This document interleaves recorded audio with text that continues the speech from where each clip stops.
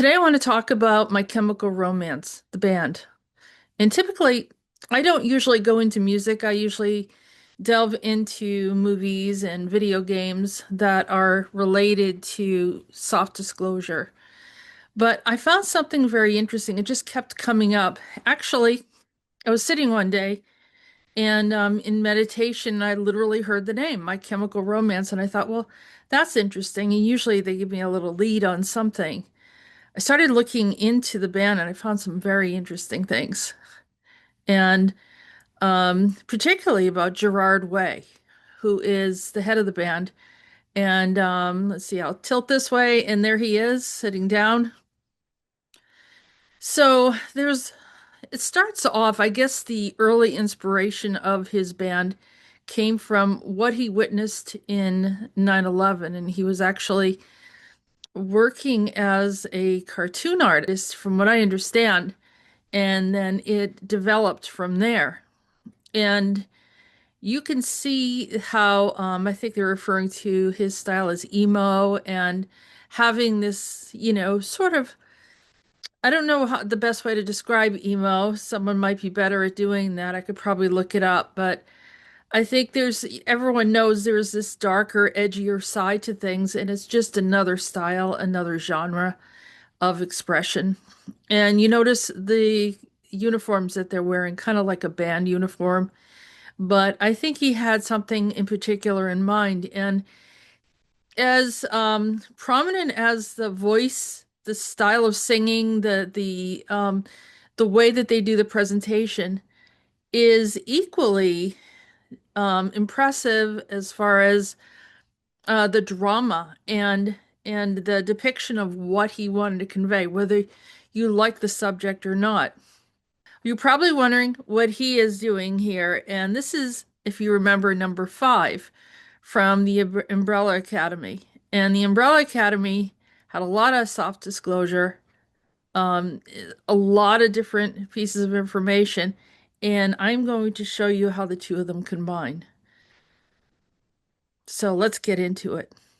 Okay, so here's an article from Vice magazine and Gerard Way witnessing 9/11. So in fact, this was the actual inspiration. So apparently these are some of the comments that he made, and he was finishing some sketches, and then he noticed the American Airlines Flight 11. And then he goes into it, and I know that some people are listening and say that, oh, it didn't happen like this. This is what he wrote.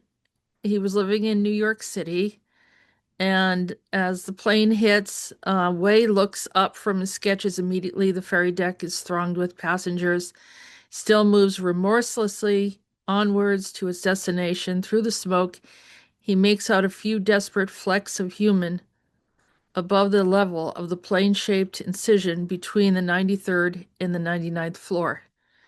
At 9:03 a.m., the second plane hits. Gerard Way decides this is really just really fucked up now, though this thought delivers no particular fresh insights, obscure the name in his recall of events, could have been from any of 3 million Manhattanites.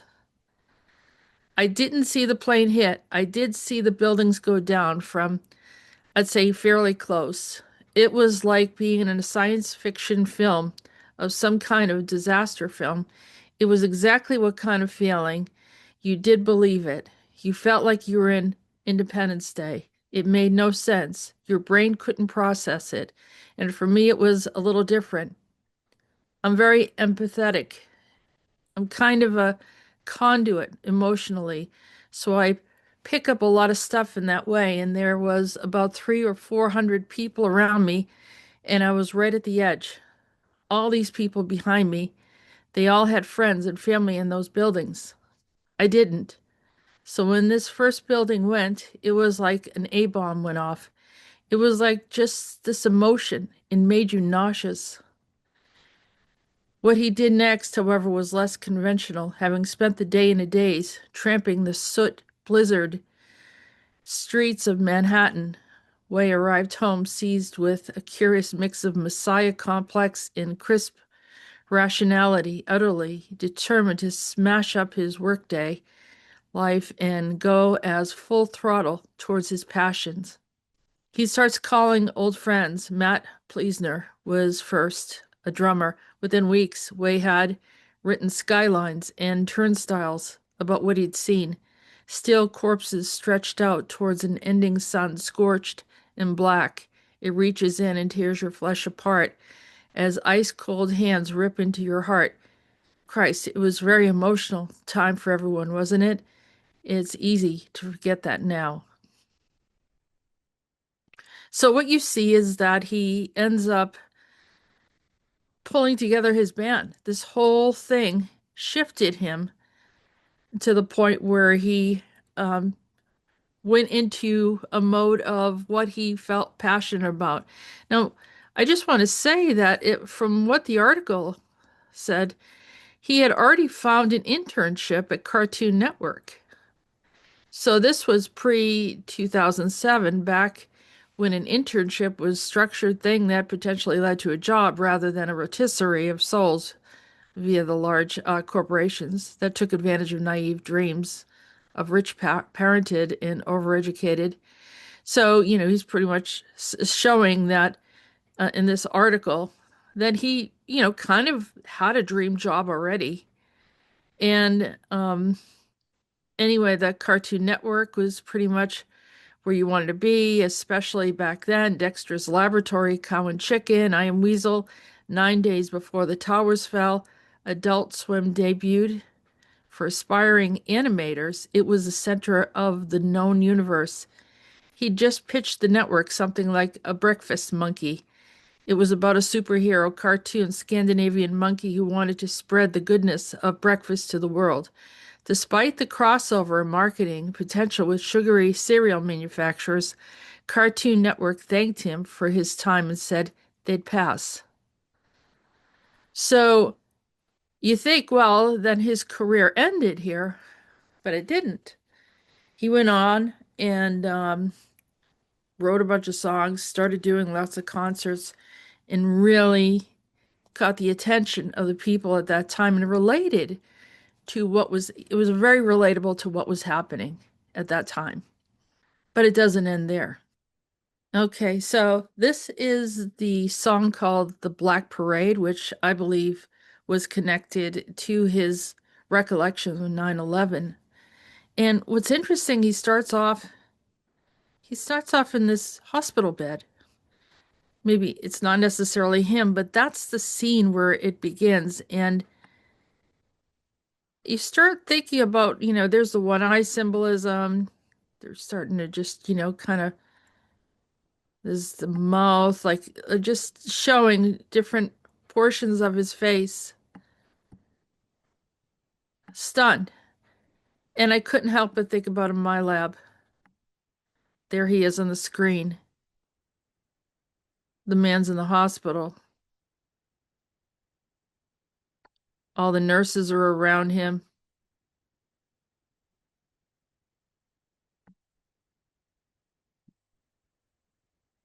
And there is the Black Parade. It looks like red roses. Everything else is in black and white. They're wearing masks. They're wearing masks, like eyes wide shut.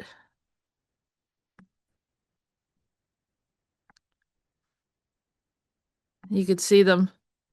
And look at the debris, looking like ashes falling from the skies.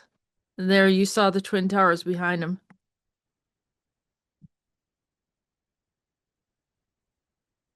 See if we can get that again. Very quickly, he lets that go through.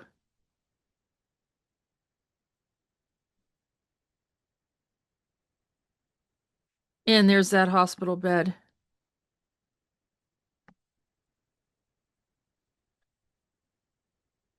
And then an individual standing there, almost looks like a mannequin,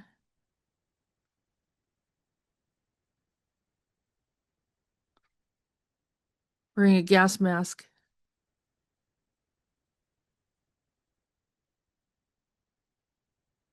And everything's very surreal. There's a skull on the front. Everything's torn up. The black eyes. We know what the black eyes are. The panda eyes, I'll call it like that. And there's a Zeppelin. You see that? Which also is part of the Axis reality. I suppose there's plenty of music videos that have a lot of information on it. I know that there are. But this one stood out to me because it kind of crosses over in certain ways. And I suppose I could probably look through all of his music and find things, but I think the point is that he is connected to something more than he realizes, and it opens up to what comes next. I just want to remind you that this genre, the way he's dressed, is very reminiscent of the Beatles and other bands that came afterwards. Sergeant Pepper's Lonely Hearts Club Band. At some point, there is actually a Axis cross. So we're going to take a look at Gerard Way in particular. Right now, he's 48 years old. He was born in New Jersey. And you see the name of the band at the top. You see some of the things that he created. Way co-created and wrote the comic series, The True Lives of the Fabulous Killjoys. And look at this, The Umbrella Academy. He was pretty young to write a series like that because he'd have to know some of the information about what he was talking about. He was also involved with Doom Patrol,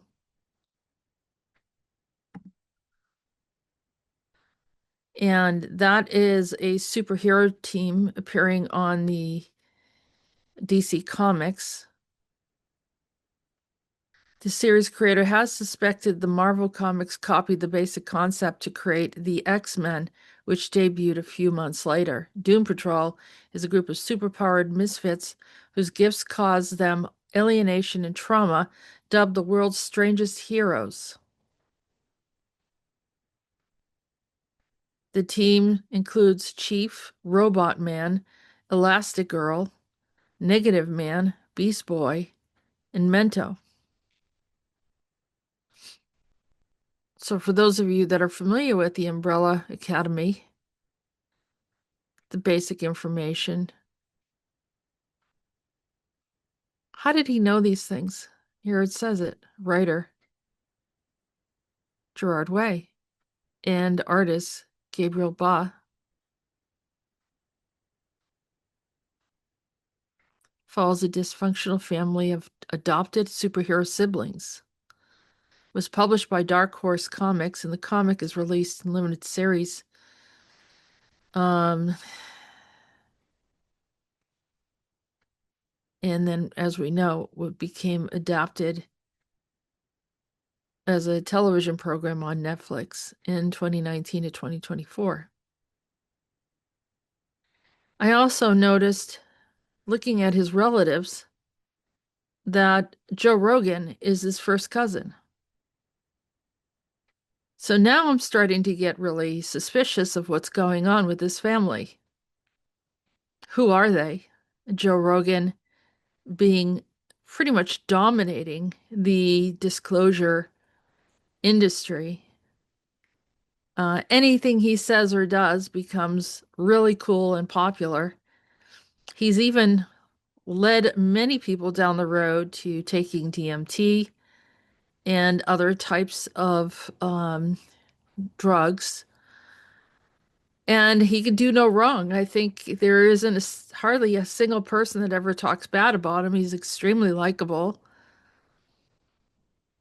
And you see that these two seem completely opposite in personality. and have completely different agendas, but have become very prominent in many ways. I mean, the Umbrella Academy was a huge hit. How do they know so much?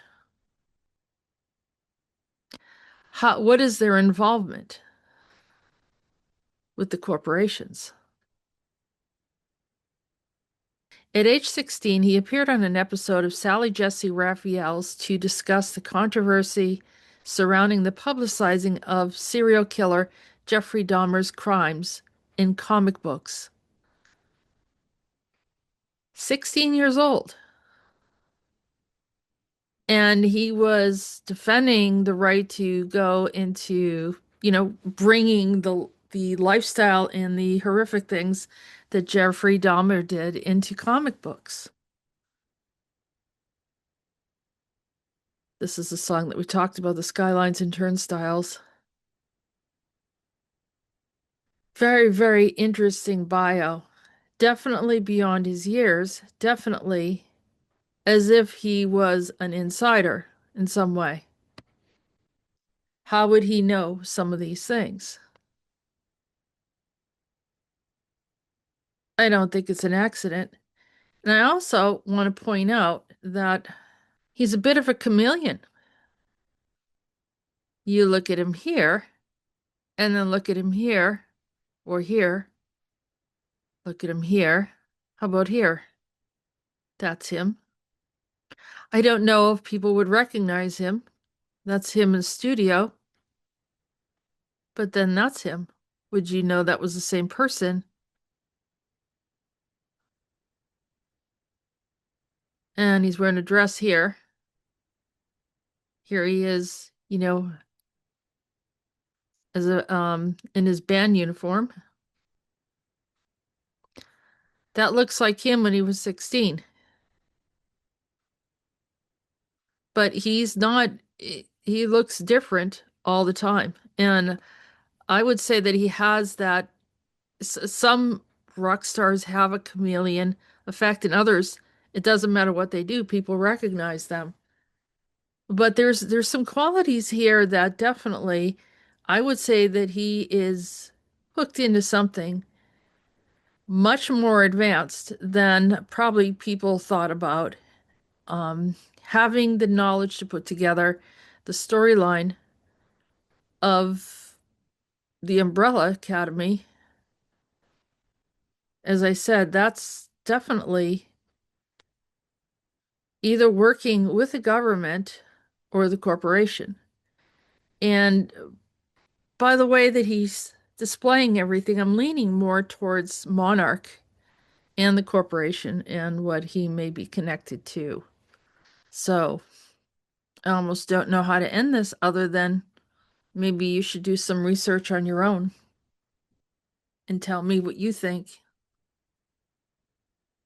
How he thought about number 5 going far off into the future with a bunch of mannequins and Project Mannequin and some of these other things that the average citizen doesn't know about. He's not an average citizen. But I think I'm going to leave that up to you to do some research, maybe add some comments below. Tell me what you think.